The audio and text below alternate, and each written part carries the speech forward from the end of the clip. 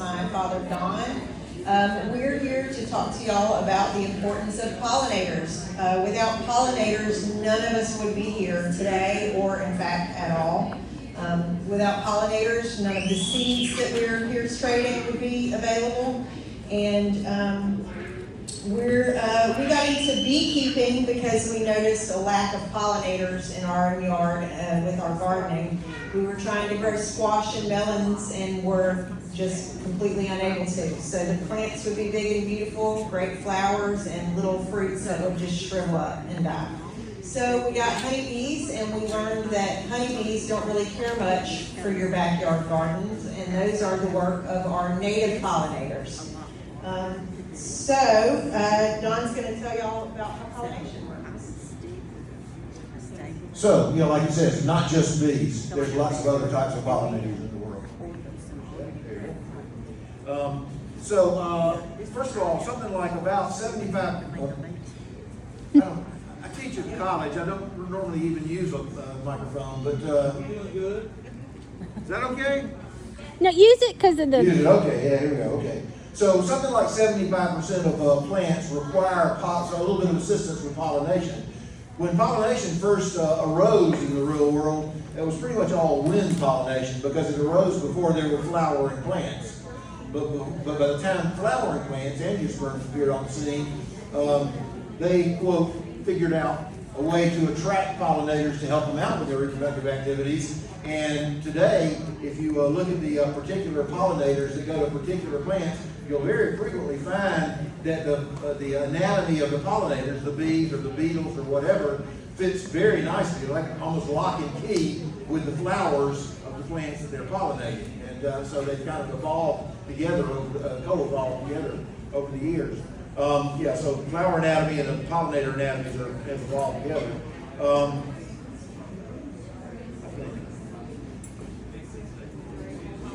So as I said, the first pollination was wind pollination. There are plants that don't have flowers, but they do produce pollen, and so those were just pollinated by wind blowing. Coming up here before too long, your cars are going to turn all yellow, right? And that's from the pollen that was carried to your car was not carried there by insects; it was carried there by the wind. In general, wind pollination has huge amounts of very, very tiny microscopic pollen particles, where the pollen from plants that are pollinated with some assistance of animals. Typically, there's a lot less pollen, but the pollen grains are a good bit larger. This is kind of a bad place to try to present from. I can't see what's on the screen. So, as I said, plants have developed all sorts of ways of not only being pollinated, but attracting pollinators. There's a good reason why our honeybees go to the plants they pollinate. What are they after? They're after the pollen itself, of course, because that's what they feed the babies in the hive. But they're also after the nectar, which is what they turn into honey, which is mostly an energy resource for the flying adults that are going out and doing the pollination. In the process, of course, the plants that are being pollinated gain benefit from the fact that the pollen is basically the male reproductive particles, and so if you're going to be a plant and you need to be pollinated, you got to have some help from the male gender, so to speak, as well.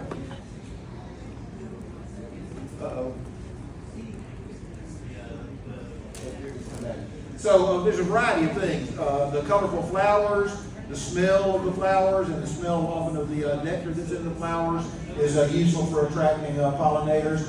Some of them actually produce wavelengths or reflect wavelengths outside of the range of normal human vision, so into the UV range or the infrared range, which some of the pollinating insects can actually see.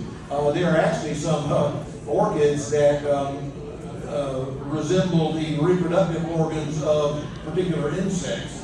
And so when the insects go to those flowers, thinking something else might happen, the pollination takes place, so to speak. So kind of an interesting process. What do you mean? Yeah. So when pollination is not working very well, you will see things like this. As Veronica said earlier, we got into beekeeping right at 10 years ago because we were gardeners, and we were embarrassingly not able to grow squash in particular. It was just not getting pollinated. We have beautiful plants, beautiful squash flowers, and little teeny squash fruits, which are the reproductive, the female reproductive parts, but they wouldn't grow. They weren't getting pollinated.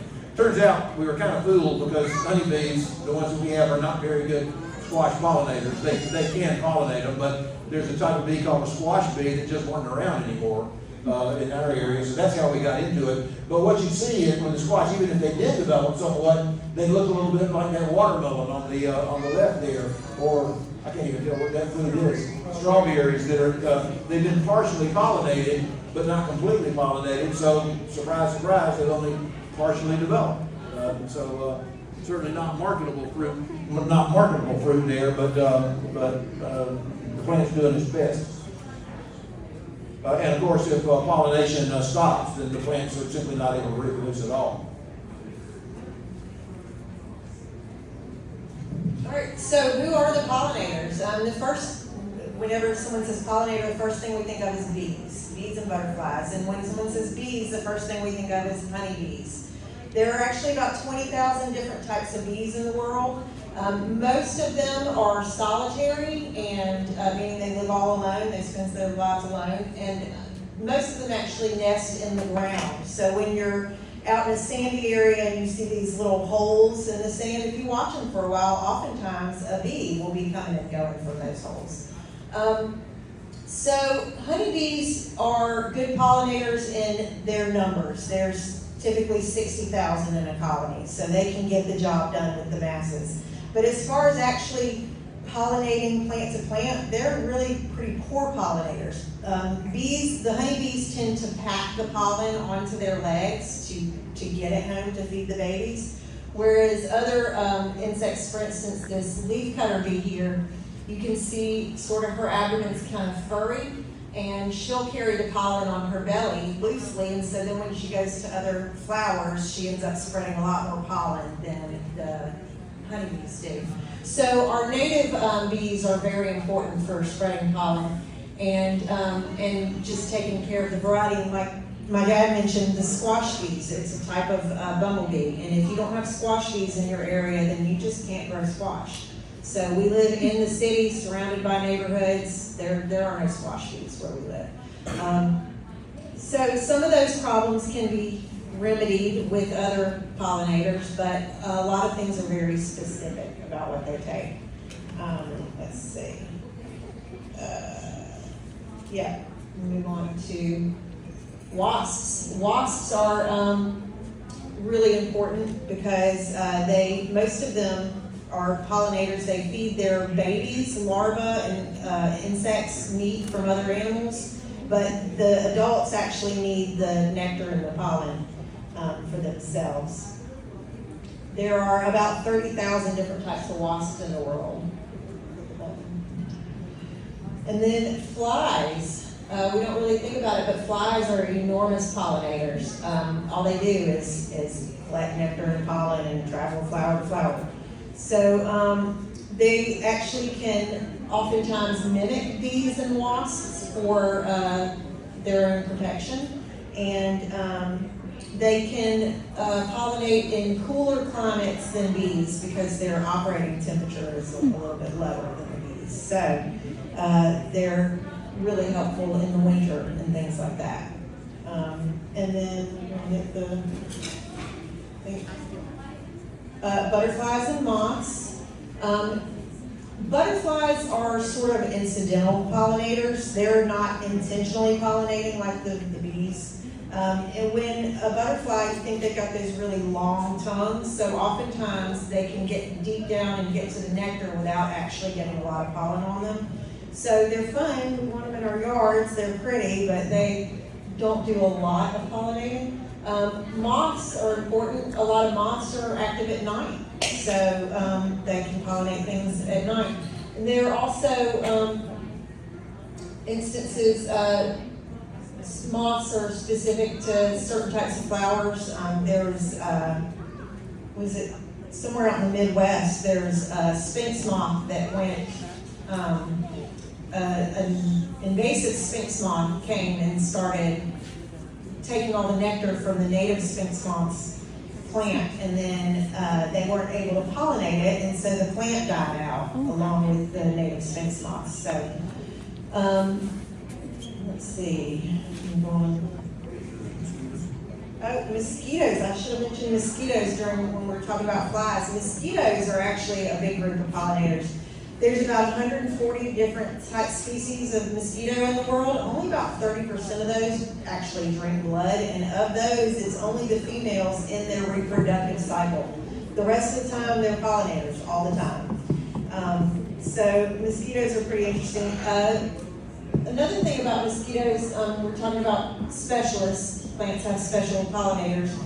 The cacao plant, where we get chocolate, its primary pollinator is mosquitoes. So if we lose mosquitoes, we also lose chocolate. So, mosquitoes are kind of important too. Let's see, butterflies and moths, and then I think you're next.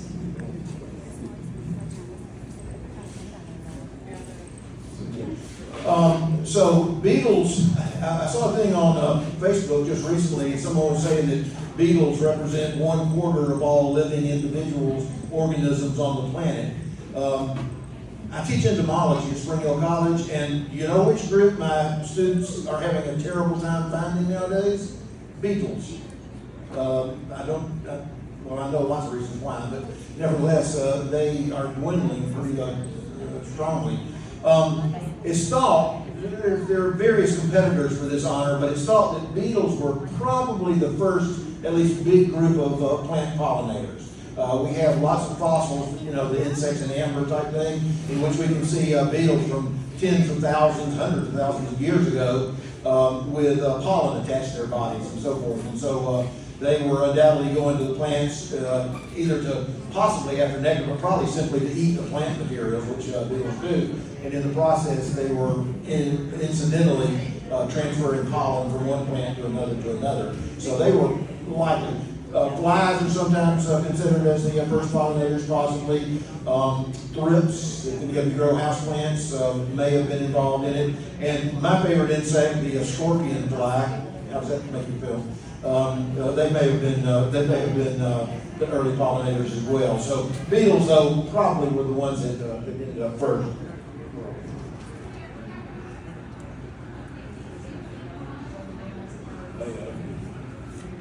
Sorry. So lots of other things do pollinate. A variety of mammals do. In particular, Veronica mentioned that night pollinators are often moths, not surprisingly. But of course, bats are out at night as well. And there are a lot of bats that are attracted to night blooming flowers of one sort or another. And in the process of going to those flowers, they acquire a good meal in the process, but also transmit the pollen. A lot of birds. You know what hummingbirds do? They go to flowers, right? And so they are excellent pollinators.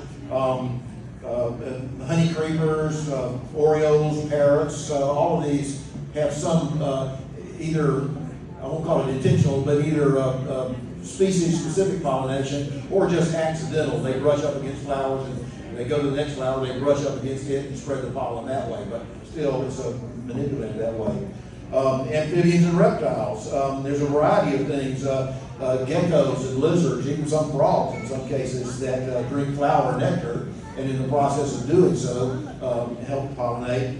There are some invertebrate animals. Yes, the flowers and those plants in the middle are called Queen of the Andes, okay? And that long stalk sticking up is a flower stalk. And its main pollinators are slugs and snails, if you can believe that. But they obviously do a good job. And then the other thing is, of course, humans pollinate things directly. Is the next slide one here? Yeah. So humans do artificial pollination on their own.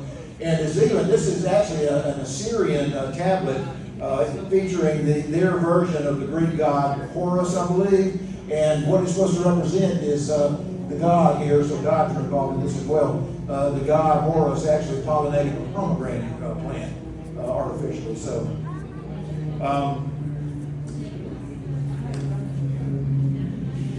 We already sort of talked about generalists versus specialists. Honeybees are generalists. They'll go to whatever there's the most of that they can find. But for instance, the squash bees are specialists. A lot of our pollinators have one specific type of flower that they visit, and that's it. There's also different bloom times. Some bees are only searching for their nectar in the morning, and so they're visiting those flowers that are blooming in the morning, and so bloom times are important. And then pollinators also have a very important place in our food web. Most of them are insects, and therefore they're food for other animals. And when we lose a lot of insects, like we've seen in the last 70 or so years, there's been a huge decline in insects. In the last 30 or so years, we've seen a decline in birds and small mammals that follow along with that. So when you think of birds, they can eat fruits and things like that, but they have to have the protein from insects to feed their growing babies. So there's a lot of birds starving basically because there's not enough insects to eat.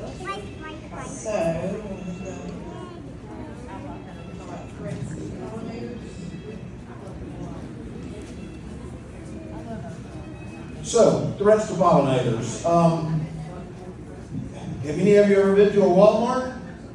That used to be a field that had literally hundreds of little solitary bee tunnels like Veronica was talking about. Those tiny solitary bees, and when I say tiny, these are things that might be a few millimeters in size. They're important pollinators just like other larger bees are. The thing is, our honeybees can easily fly a mile or 2 miles. Reports say that they can go as much as about 5 miles. I think if a honeybee has to go 5 miles, it's going to use up all the nectar all the energy from the nectar that it collected getting back to the hive. But they can easily do a mile or 2. A lot of the tiny bees, their mileage is measured in hundreds of feet potentially. And so if a big parking lot gets installed, or an apartment complex, or highway systems, we've pretty much paved a large portion of the planet. All of a sudden, the resources, the food resources that would have been available to those bees, and also the mating resources. I mean, if it's mating season and you're a tiny little solitary bee and you got to find a mate if you're going to continue the species, you can't. If there's a several acre parking lot between you and the nearest other member of your species, that's the end of that lineage. Okay, and so that's a big thing. So habitat loss and fragmentation for things like parking lots. Agriculture, Holly mentioned earlier, monocropping. Those fields of soybeans, we've got to have our soybeans, we've got to have our cornfields and so forth to feed ourselves. But prior to us using those cornfields to produce our necessary food crops, those were covered in an incredibly wide variety of other plants that needed pollinating. They're not there anymore. And of course the bees and other pollinators that would have gone to those plants therefore have nothing to eat in that area, so hopefully they found something somewhere else. About a third, a little over a third of the world's acreage is used for agriculture, and most of it's done in monocropping, as we said. The urban development, again, just parking lots and things like that. The other thing that happens is wherever you have a lot of urban development, you have a lot of light and light pollution. And for night flying pollinators, often those lights cause a considerable amount of confusion in terms of finding where to go to get nectar and so forth. And so that's a bit of an issue. Other things, exotic organisms have appeared on the scene. I teach, one of the courses I teach at Spring Hill College is entomology. And a few years ago, on our good stand of kudzu, I started seeing some little beetles that were there. They're actually not beetles, but they look like beetles. And I was kind of puzzled by what they were, and they're just another, imported insect that may or may not have any beneficial effect on the kudzu, but they undoubtedly have potentially a competitive effect on some of our native pollinators. We use pesticides and herbicides prolifically. That's obviously wiping out a lot, particularly the insect pollinators, and can also have some ill effects for humans. Okay.